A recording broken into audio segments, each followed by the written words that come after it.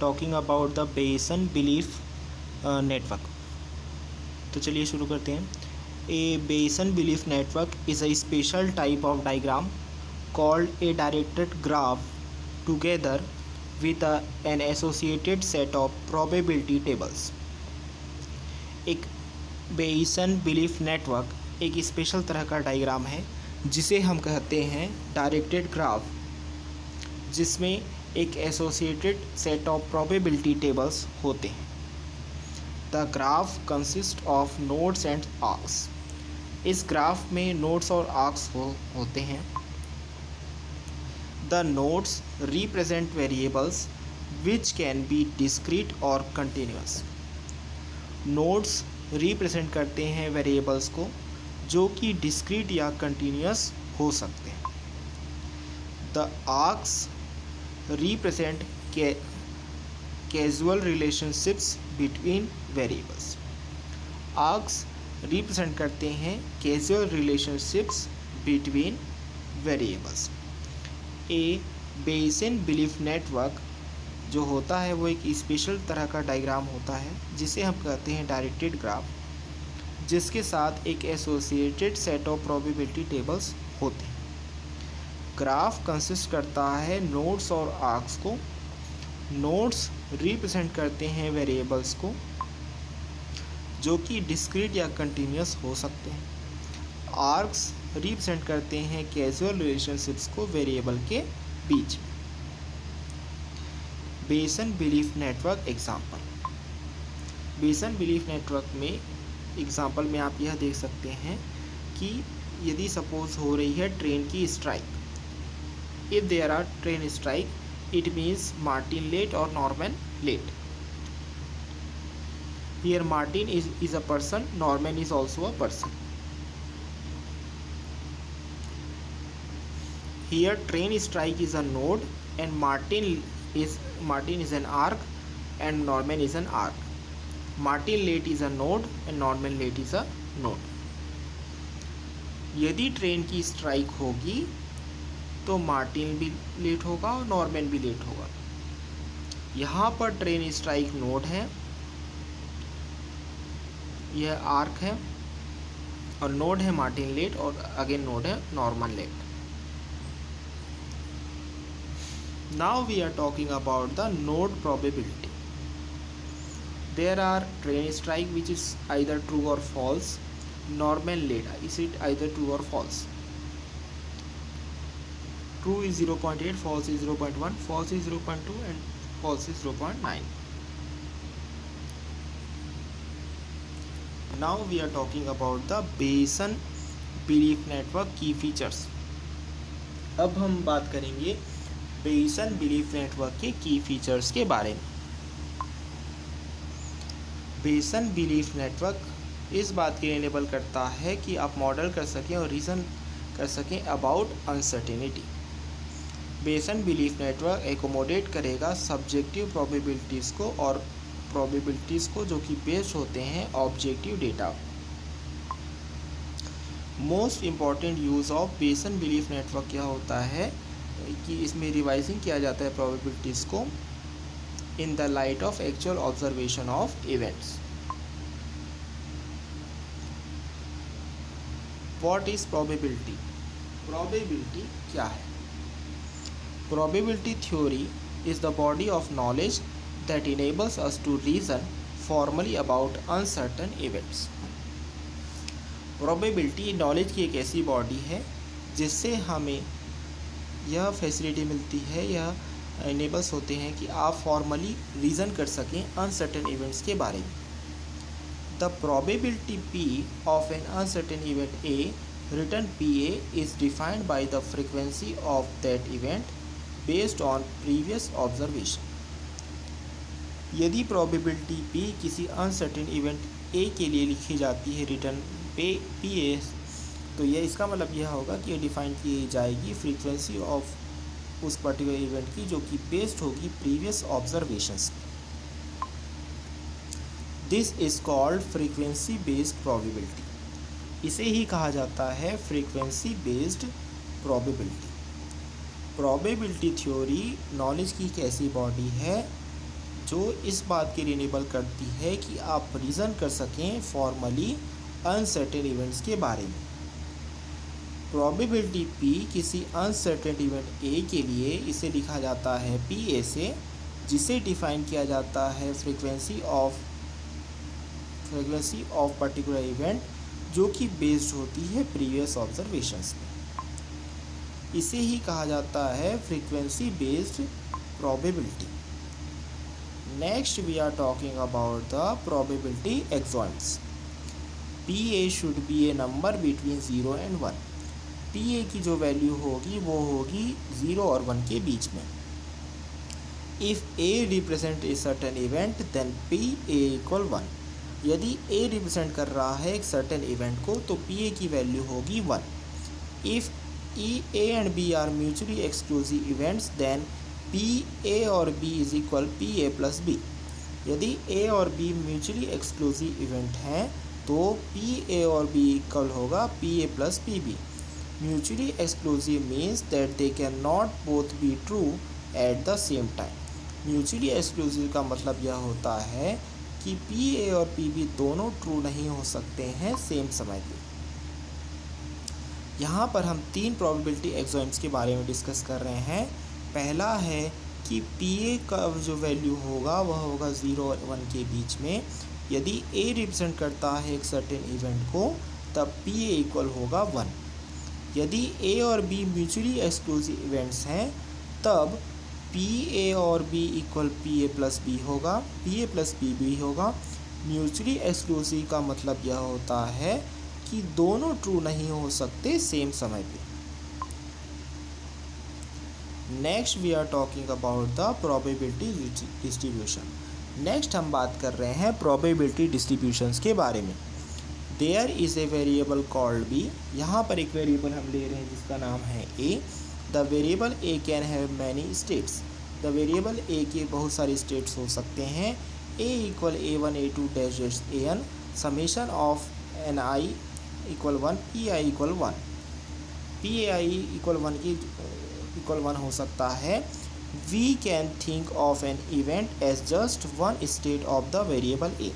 हम सोच सकते हैं कि इवेंट के बारे में just like one state of the variable A। The probability distribution of A return PA is simply the set of values PA1 PA2 PAN। Probability distribution of A को हम लिख सकते हैं PA से, जो कि सिंपली होगा set of values PA1 PA2 और PAN। Next we are talking about the joint events. अब हम बात करते हैं जॉइंट इवेंट्स के बारे में। Suppose there are 2 events A and B that A1 equal A1 A2 A3 where A1 equal 0 A2 equal 1 और A3 is equal to greater A3 is greater than 1। B equal B1 B2 B3 where B1 equal 0 B2 equal 1 B3 equal greater than 1। मान लीजिए हमारे पास 2 events A और B इस तरीके से हैं कि A equal A1 A2 A3 जहाँ पर A1 की वैल्यू है 0 A2 की वैल्यू है 1 और A3 की वैल्यू है ग्रेटर देन 1। और दूसरा जो इवेंट है वहाँ पर B equal B1 B2 B3 है जहाँ पर B1 इक्वल 0 B2 इक्वल 1 और B3 इक्वल ग्रेटर देन 1 है। The joint event A and B, तो जॉइंट इवेंट A और B PA, B PAI BJ PA1 B1 PA1 B2 PA1 B3 PA2 B1 PA2 B2 PA2 B3 P3 B1 P3 B2 और PA3 B3 I equal 1 to N J equal 1 to M। PAB is called the joint probability distribution of A and B। PAB को हम कहते हैं joint probability distribution of A and B। The general form। Next we are talking about the general form। PA11 N equal summation of N PAI parent AI। Marginalization। Next we are talking about the marginalization। If we know the joint probability distribution PAB then we can calculate PA by a formula called marginalization। PA equal summation I PA, BI। यदि हम जानते हैं joint probability distribution PAB को तब हम calculate कर सकते हैं PA को। इसके लिए हम फार्मूला यूज़ करते हैं जिसे हम जिसे हम कैलकुलेट कर सकते हैं पी ए एक फार्मूला के द्वारा, जिसे हम कहते हैं मार्जिनलाइजेशन। यहाँ पर P A equal summation I P A comma B I. This is because the events A comma B one are mutually exclusive. ऐसा इसलिए क्योंकि event A comma B one mutually exclusive हैं। When we calculate PA in this way from the joint probability distribution, we say that the variable B is marginalized out of PAB। जब हम calculate करते हैं PA को इस तरीके से, तब जॉइंट प्रोबेबिलिटी डिस्ट्रीब्यूशन में हम यह कह सकते हैं कि वेरिएबल B मार्जिनलाइज है out of PA comma B। Belief measure. Next we are talking about the belief measure. In general, a person belief in a statement A will depend on somebody of knowledge K। सामान्य तौर पे एक person believe करता है कि statement A पे, जो कि डिपेंड करता है किसी नॉलेज बॉडी के पे। We write this as a P A by K. हम इसे लिख सकते हैं पी ए बाई के से। The expression P A by के थर्स रिप्रेजेंट अ बिलीफ मेजर। इस एक्सप्रेशन पी ए बाई के इस रिप्रेजेंट करेगा एक बिलीफ मेजर को। Sometimes for simplicity, when k remains constant, we just write PA, but you must be aware that this is a simplification। Sometimes simplicity होगा जब k remains करता है constant, हम just write करते हैं PA, लेकिन यदि आप इस बात के लिए aware हैं तो यह एक simplification है। Conditional probability। Next we are talking about the conditional probability। The notion of degree of belief PA by K is an uncertain event A is conditional on a body of knowledge K। Notion of degree of belief PA by K एक uncertain event A है जो कि conditional होता है एक body of knowledge K पे। In general, we write PA by B to represent a belief in A under the assumption that B is known। In general हम लिख सकते हैं PA by B ताकि हम represent कर सकें belief को in A under the assumption that B is known। Strictly speaking, PA by is a shorthand for the expression PA by BK where K represents all other relevant information। Strictly यदि हम बात करें कि PA by B एक shorthand होता है expression PA by BK के लिए, जहाँ पर K represent करता है सारे relevant informations को। Only when all other information is irrelevant can we really write PA by B। इसलिए जब सारे other information irrelevant होते हैं तब हम लिख सकते हैं really write PA by B। The traditional approach to defining conditional probability is via joint probabilities। traditional approach defining करने के लिए conditional probability को होता है, हम इसके इस्तेमाल करते हैं joint probability। PA by B equal PA comma B upon PB। Next we are talking about the Bayes rule। Next हम बात कर रहे हैं Bayes rule के बारे में। It is possible to define PA by B without reference to the joint probability PA comma B by rearranging the conditional probability formula as follows। यह possible है कि हम डिफाइन कर सकें PA by B को बिना रेफरेंस के joint probability PA B को, जिसके लिए हम रीअरेंज करते हैं कंडीशनल प्रोबेबिलिटी फार्मूला को कुछ इस तरीके से। PA by B PB equal PA B comma B and PB by A PA equal PA B। PA by B equal PB by A upon PA upon PB। यह है as per the Bayes rule। Bayes rule continued। It is common to think of Bayes rule in terms of updating our belief about a hypothesis A in light of new evidence B। यह common होता है यह सोचने के लिए Bayes rule के बारे में in terms of updating our belief, जो कि एक होता है hypothesis A new evidence B के लाइट में। Specifically, our posterior belief PA by B is calculated by multiplying our prior belief PA by the likelihood PB by A that B will occur if A is true। Specifically हमारा posterior belief PA by B calculated होता है जिसके हम multiply करते हैं हमारे prior belief PA by B को, जिसके लिए by the likelihood B by A कि B ऑक्योर होगा, B तभी ऑक्योर होगा जब A होगा true. The power of Bayes rule is in that in many situations where we want to compute PA by B, it turns out that it is difficult to do so directly, yet we might have direct information about PB by A। Power of Bayes rule यह होता है कि बहुत सारे situation में जब हम compute करना चाहते हैं PA by B को, तो यह बहुत ही डिफ़िकल्ट साबित होता है डायरेक्टली करना, तो इसीलिए हम डायरेक्ट इंफॉर्मेशन लेते हैं about P B by A. Bayes rule enables us to compute P A by B in terms of P B by A. Bayes rule enable करता है हमें कि हम कंप्यूट कर सकें पी ए बाई बी को in terms of P B by A.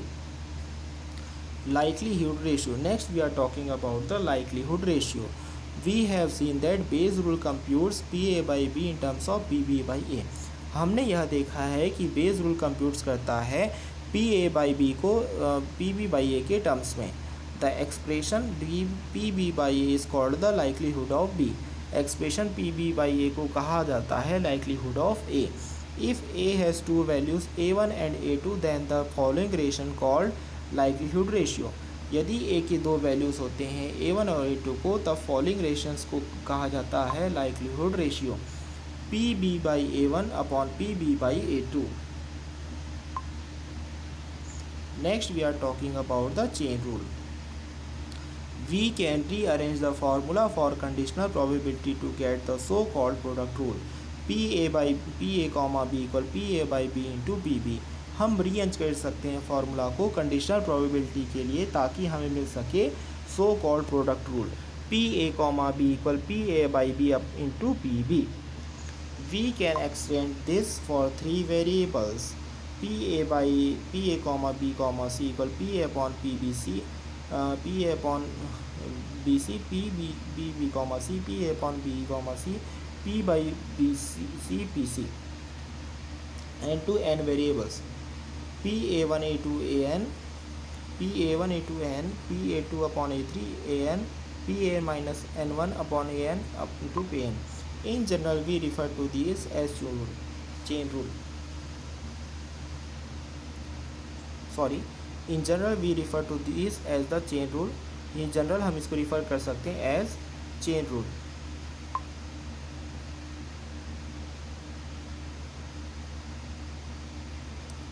Independence and conditional independence. Independence और conditional independence. The conditional probability of A given by B is represented by P A upon B. Conditional probability of A given by B represent किया जा सकता है by P A upon B. The variables A and B are said to be independent if P A equal P A upon B or alternatively if P A comma B is equal P A P B. Variables A और B को कहा जाता है independent यदि P A equal P A upon B, alternatively हो सकता है P A comma B equal P A P B. A and B are conditionally independent given C if P A upon C equal P A upon B comma C. Chain rule example.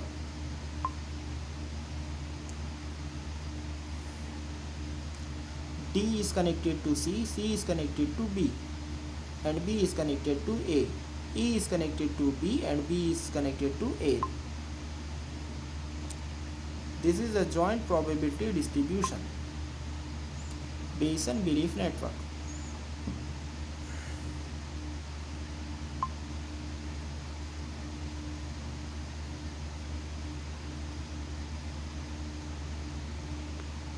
A Bayesian belief network is a special type of diagram called a directed graph together with an associated set of probability tables. Bayesian belief network एक special type of diagram है जिसे हम कह सकते हैं directed graph, जो कि associated होता है सेट ऑफ प्रोबेबिलिटी टेबल्स के साथ। The graph consist of nodes and arcs. Graphs consist करते हैं नोड्स और आर्क्स को। The nodes represent variables which can be discrete और कंटिन्यूस। नोड्स रिप्रेजेंट करते हैं वेरिएबल्स को जो कि डिस्क्रीट या फिर कंटिन्यूस हो सकते हैं। The arcs represent casual relationships between variables. Arcs represent करते हैं कैजुअल रिलेशनशिप्स वेरिएबल्स के बीच में। Bayesian belief network example. When the train strikes, Martin is late and Norman is also late. Here train strike is a root node, it is arc, and child node is Martin late, and Norman late is also child node. Train strike root node true 0.1, false 0.9.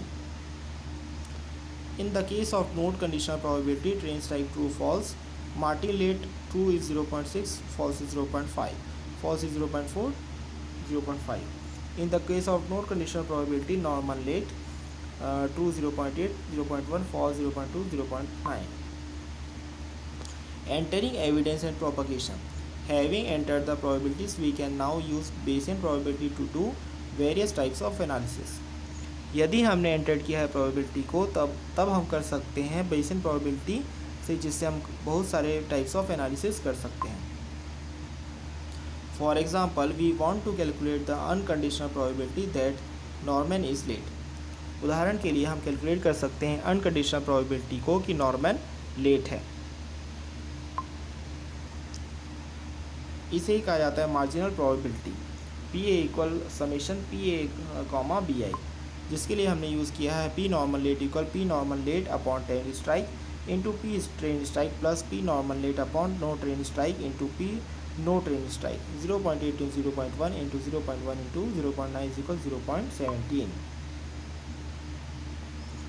The most important use of Bayesian belief network is in revising probabilities in the light of actual observation of events. Most important use बेसन belief networks का यह है कि हम इसमें revise कर सकते हैं probabilities actual observation of events के लाइट में. Suppose for example that we know there is a train strike. मान लीजिए हम जानते हैं कि यहाँ पर ट्रेन स्ट्राइक हुई है. In this case we can enter the evidence that train strike is equal true. तो इस केस में हम एविडेंस में एंटर कर सकते हैं train strike equal true. The conditional probability tables already tell us the revised probabilities for Norman being late 0.8 and Martin being late 0.6. Conditional probability table ने हमें ऑलरेडी बता दिया है रिवाइज प्रोबेबिलिटी जो कि हो सकता है नॉर्मन बीइंग लेट के लिए 0.8 और मार्टिन बीइंग लेट के लिए 0.6. Suppose, however, that we do not know if there is a train strike, but we do know that Norman is late. मान लीजिए फिर भी हम यह जानते हैं कि ट्रेन स्ट्राइक है, लेकिन हम यह नहीं जानते कि ट्रेन स्ट्राइक है, लेकिन हम यह जानते हैं कि नॉर्मन लेट है. Then we can enter the evidence that Norman late is equal true, and we can use this observation to determine. तो इसलिए हम एंटर करेंगे एविडेंस की नॉर्मल लेट इक्वल ट्रू है, और हम यूज़ करेंगे ऑब्जर्वेशन यह डिटरमाइन करने के लिए कि the revise probability that there is a train strike. Revise probability यह हो सकती है कि ट्रेन स्ट्राइक हो. The revise probability that Martin will be late, और रिवाइज प्रोबेबिलिटी यह हो सकती है कि मार्टिन होगा late. P train strike upon normal late equal P normal late upon train strike into P train strike upon P normal late is equal 0.8 into 0.1 into 0.17 equal 0.47. P Martin late equal P Martin late upon train strike into P train strike plus P Martin late upon no train strike into P no train strike. 0.6 into 0.47 plus 0.5 into 0.53 is equal 0.55. When we enter evidence and use it to update the probabilities in this way, we call it propagation. जब हम enter करेंगे evidence और इसे use करेंगे ताकि हम update कर सकें प्रोबेबिलिटीज़ को इस तरीके से, तब हम इसे कह सकते हैं propagation. Hard and soft evidence. Next we are talking about the hard and soft evidence. Hard evidence instantiation for a node X is evidence that the state of X is definitely a particular value. Hard evidence या फिर instantiation एक node X के लिए evidence ये होगा कि state of X definitely एक particular value है. Soft evidence. Soft evidence for a node X is any evidence that enables us to update the prior availability values for the state of X.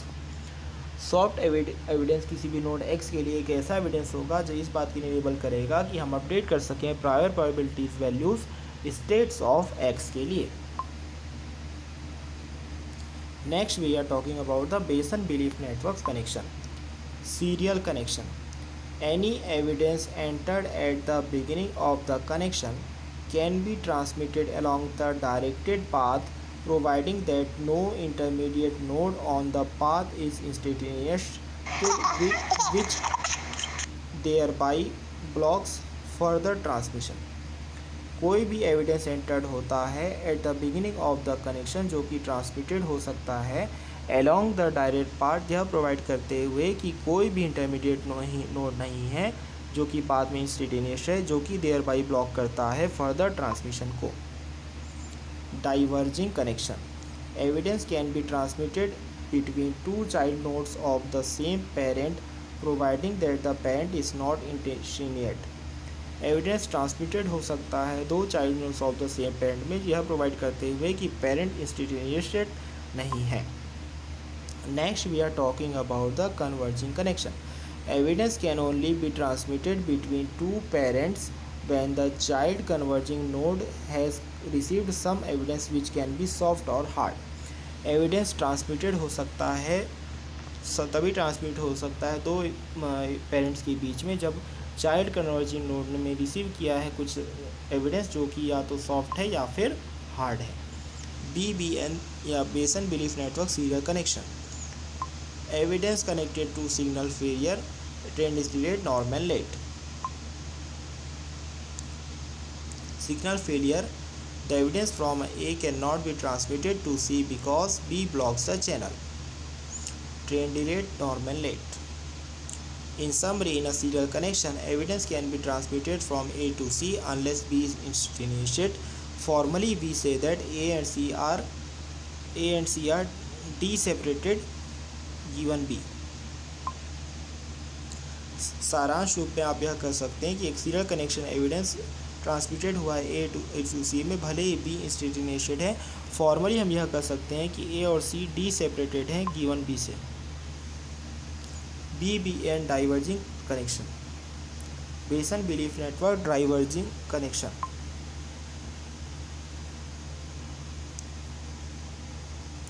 Train strike, Martin late, normal late. Evidence can be transmitted from B to through a diverging connection A unless A is instantaneous. We say that B and C are D-separated given A. Evidence transmitted हो सकता है B से through a diverging connection A unless A is instantaneous हो। हम यह कह सकते हैं कि B और C D-separated हैं given A से। Bayesian belief network converging connection, Martin oversleeps हो गया या ट्रेन डिले हो गया तो मार्टिन लेट हो गया। यानी कि मार्टिन के लेट होने के दो रीज़न्स हो सकते हैं। पहला रीज़न मार्टिन या तो बहुत ज़्यादा सो लिया या फिर ट्रेन डिले हो गई। दोनों केस में क्या होगा, मार्टिन लेट होगा। Evidence can be transmitted from B to through a converging connection A if anything is known about A.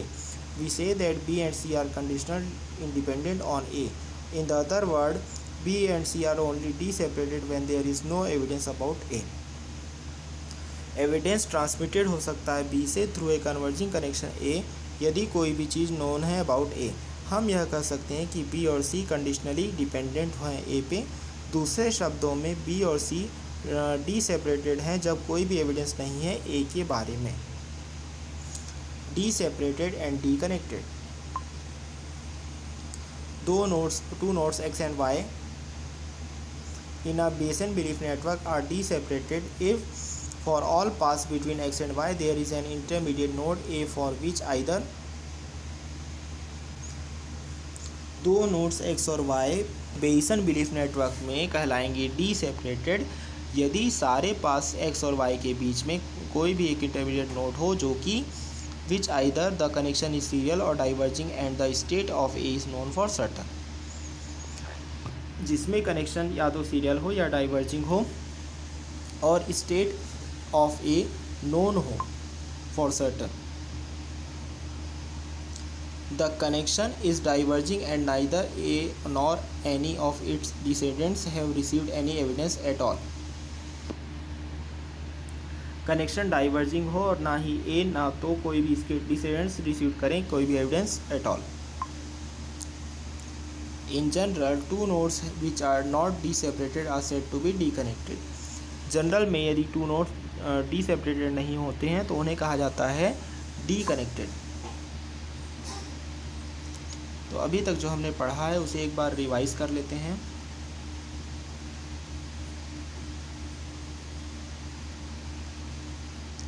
बेसन बिलीफ नेटवर्क। बेसन बिलीफ नेटवर्क एक स्पेशल टाइप ऑफ डायग्राम है जिसे हम कहते हैं डायरेक्टेड ग्राफ, जो कि एसोसिएटेड होता है सेट ऑफ प्रोबेबिलिटी टेबल्स के साथ। ग्राफ कंसिस्ट करता है नोड्स और आर्क्स को। नोड्स रिप्रेजेंट करता है वेरिएबल्स को जो कि डिस्क्रीट या कंटिन्यूस हो सकते हैं। आर्क्स रिप्रेजेंट करता है कैजुअल रिलेशनशिप्स को वेरिएबल्स के बीच में। यदि हम बात करते हैं बेसन बिलीफ नेटवर्क के एग्जांपल के बारे में, तो नोड हम यहाँ पर ले रहे हैं ट्रेन स्ट्राइक, और उससे जुड़े हुए कुछ आर्क्स हैं, और उन्हीं से फर्दर जुड़े हुए नोड्स हैं मार्टिन और लेट और नॉर्मन लेट। यानी कि ट्रेन स्ट्राइक की वजह से मार्टिन भी लेट हो गया और नॉर्मन भी लेट हो गया।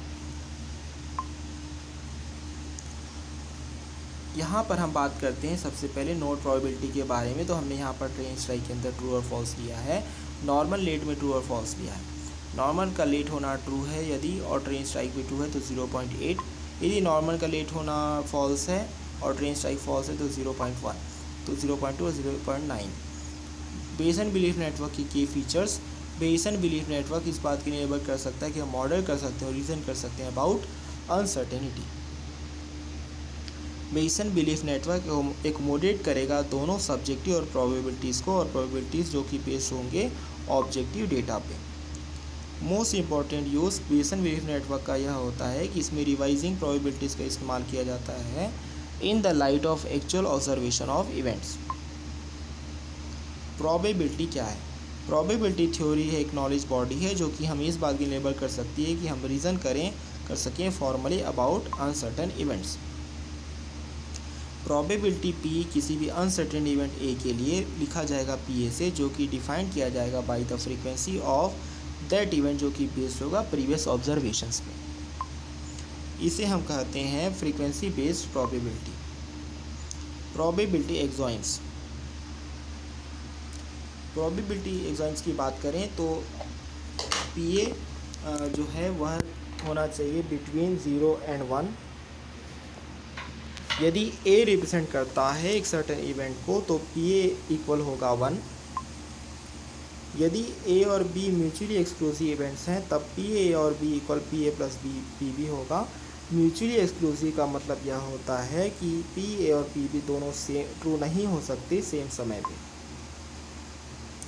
Probability distribution. यहाँ पर एक वेरिएबल होता है जिसे हम कहते हैं ए।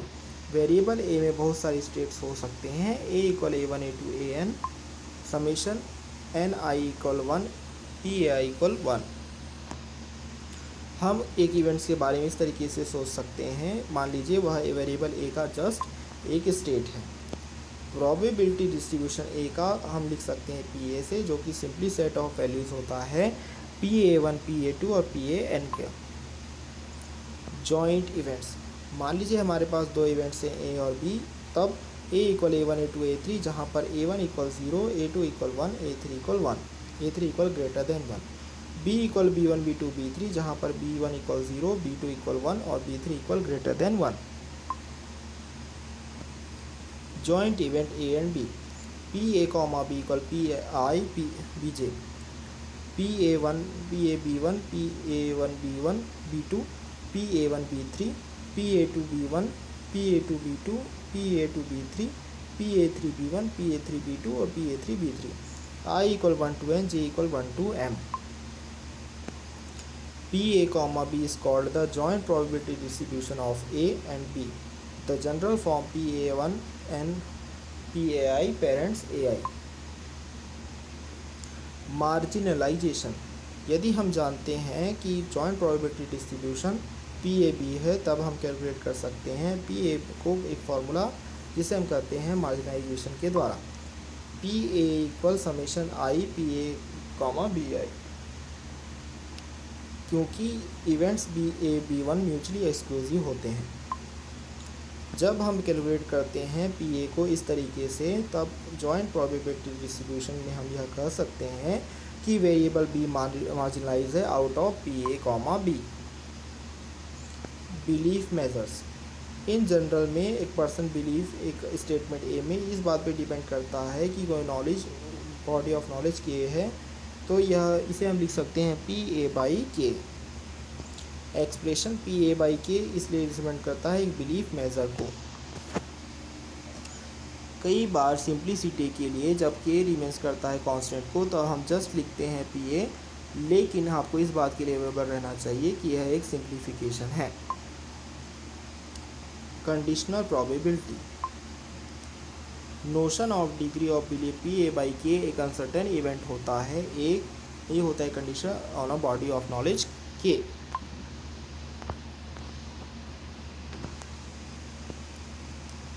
सामान्य तौर पे हम लिखते हैं पी ए बाई बी ताकि हम रिप्रेजेंट कर सकते हैं बिलीफ को ए में अंडर द एजम्पशन कि बी नोन है। स्ट्रिक्टली यदि कहा जाए तो पी ए बाई बी एक शॉर्ट हैंड होता है expression P A by B के लिए, जहाँ पर के रिप्रेजेंट करता है सारे अदर रिलेवेंट इन्फॉर्मेशन को। ओनली जब सारे अदर इन्फॉर्मेशन इररिलेवेंट होते हैं तब हम यह कह सकते तब हम रियली लिख सकते हैं पी ए बाई बी को। ट्रेडिशनल अप्रोच में हम डिफाइन कर सकते हैं कंडीशनल प्रोबेबिलिटी को जॉइंट प्रोबेबिलिटी की मदद से। P A by B equal P A comma B P B. Bayes rule, यह पॉसिबल होता है डिफाइन करने के लिए पी ए बाई बी बिना रेफरेंस के to the joint probability P A B, जिसके लिए हम रीअरेंज करते हैं कंडीशनल प्रोबेबिलिटी फार्मूला को कुछ इस तरीके से। P A by B P B equal P A comma B and P B by A P A equal P A comma B. P A by B equal P B by A P A upon P B. यह बहुत ही common होता है कि हम base rule के बारे में सोचें in terms of updating our belief, क्योंकि एक हाइपोथेसिस ए क्या होता है in the light of new evidence B. Specifically हमारा posterior belief P A by B calculate किया जाता है, जिसके लिए हम मल्टीप्लाई करते हैं हमारे प्रायर बिलीफ पी ए को जिस लाइकलीहुड पी बी बाई ए से कि पी बी ऑक्यूर तभी होगा जब ए क्या होगा true.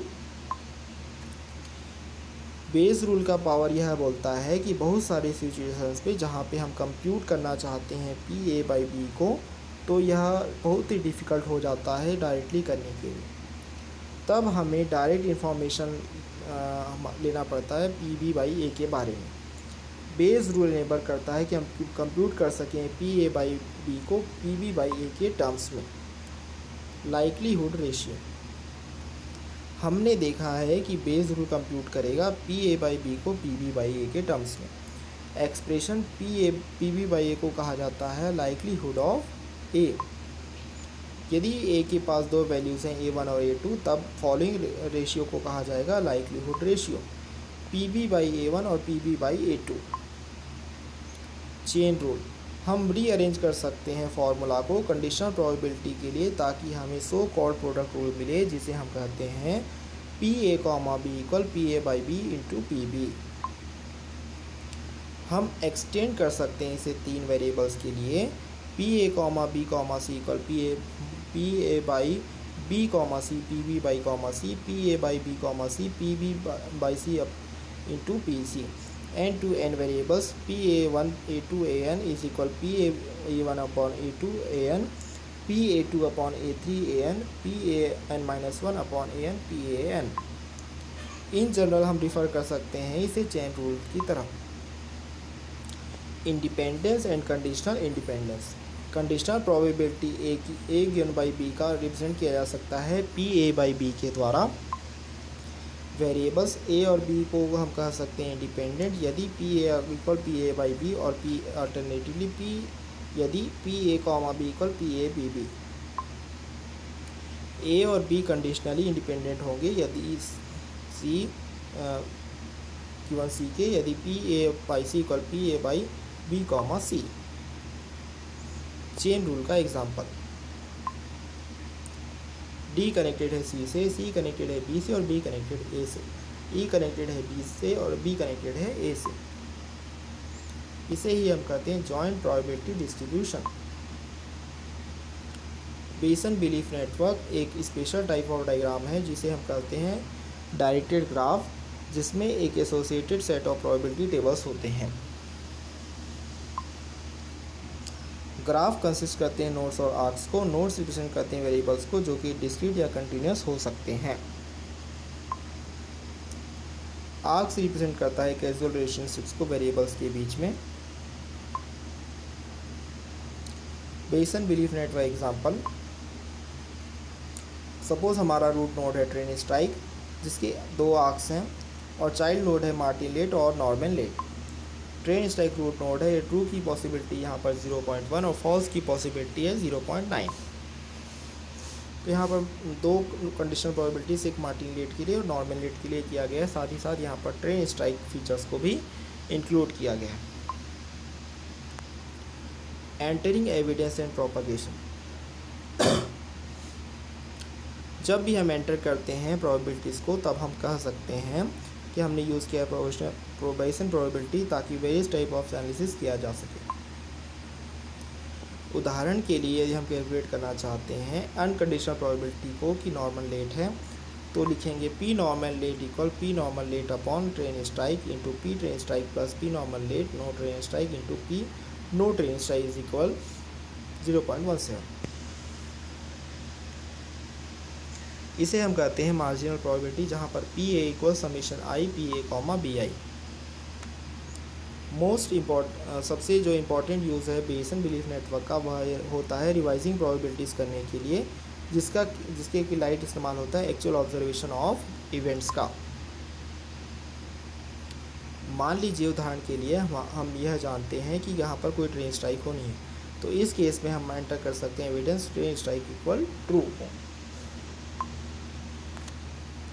Conditional probability table already यह बताता है कि revise probability Norman being late है 0.8 और मार्टिन बीइंग लेट क्या है 0.6। मान लीजिए फिर भी हमें यह नहीं पता है कि कहाँ पर कोई ट्रेन लेट है, लेकिन हम यह जानते हैं कि नॉर्मल लेट है, तब हम एंटर कर सकते हैं एविडेंस कि नॉर्मल लेट इक्वल टू, और हम इसे यूज़ कर सकते हैं इस ऑब्जर्वेशन को यह डिटरमाइन करने के लिए कि जो रिवाइज प्रोबेबिलिटी है क्या उसमें ट्रेन स्ट्राइक होगी, और रिवाइज प्रोबेबिलिटी में क्या कहा जा रहा है कि मार्टिन लेट हो सकता है। तो P train strike upon normal late equal P normal late upon train strike into P train strike upon P normal late 0.8 into 0.1 into 0.17 is equal 0.47। P Martin late equal P Martin late upon train strike into P train strike plus P Martin late upon no train strike into P no train strike is equal 0.6 into 0.47 plus 0.5 into 0.53 is equal 0.55। जब हम enter कर सकते हैं evidence को और use कर सकते हैं इसे अपडेट करने के लिए प्रोबेबिलिटीज़ को, तो इस तरीके को हम बोलते हैं propagation. Hard and soft evidence. Hard evidence instantiation, एक नोड x के लिए जो एविडेंस होता है कि स्टेट ऑफ x डेफिनेटली एक पर्टिकुलर वैल्यू है। सॉफ्ट एविडेंस नोड x के लिए एक एविडेंस है जो कि इनेबल्स करता है अपडेट करने के लिए prior probability values state of x के लिए। बेसन belief network connection, serial connection, कोई एविडेंस एंटर्ड होता है बिगिनिंग ऑफ द कनेक्शन पे जो कि ट्रांसमिट हो सकता है अलॉन्ग द डायरेक्टेड पाथ, यह प्रोवाइड करते हुए कि उसमें कोई भी इंटरमीडिएट नोड नहीं है जो कि पाथ इंस्टेंटेनियस होता है, जो कि ब्लॉक्स करता है फर्दर ट्रांसमिशन को।